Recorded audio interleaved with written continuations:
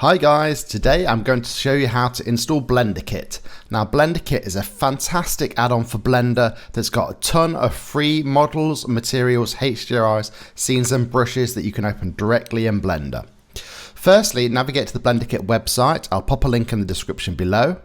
Click at the top where it says download Blenderkit.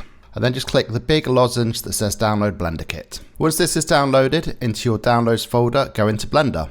Go to edit, preferences, and in the left where it says add-ons, click on this top right arrow here and install from disk.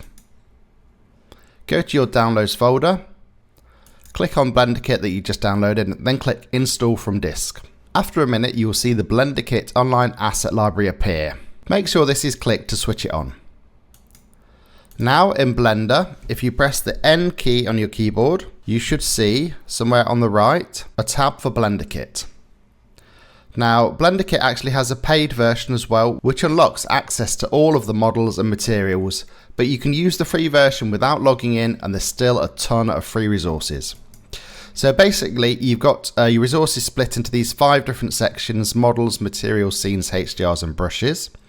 And if you want to search for something, you can either use the search filters and click on categories to choose which category of stuff you want. So for example, science, lab equipment. And then you'll see all of these models appear up the front. Now the ones with the lock icon means you basically have to be a paid member of Blenderkit to download them. But the ones without a lock icon are free to download. You can actually change it so the free ones come up first.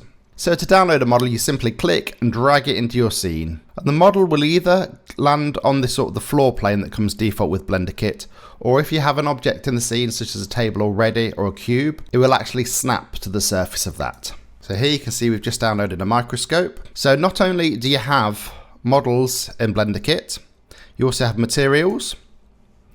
And to change the material, let's search for a wood material. So here you can type in what sort of material you're looking for. So let's say walnut.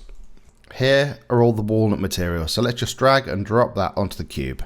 You can see instantly we've got a walnut texture for the table. The other thing that's useful is HDRIs for lighting your models. So yet again, there's a ton of free ones. To download them, you simply click. Let's find an interior one. So click indoors. Let's go for interiors, and you can simply hover over the thumbnails to see a larger version. So let's just click on this one. You can select the resolution you'd like to download the HDRI in, and then click OK. And now if we go into rendered view, you can see we've actually got the interior. And the other really useful thing is pre-built scenes. So you can click on scenes, fully built, fully rendered scenes, which you can use as a basis for your own projects. So for example, we'll just click and download this one. And you can see here we've got a fully realized Blender scene, complete with lighting setup and a camera. Let's go into camera view. You can see it's all ready to go. So you could use this as a basis for your own projects just by simply dropping in your own model here and rendering it out. Can be a really handy resource, not just for models and lighting references, but also materials. If you want to take some of the rocks out of this scene, you could take them and use them in your own projects.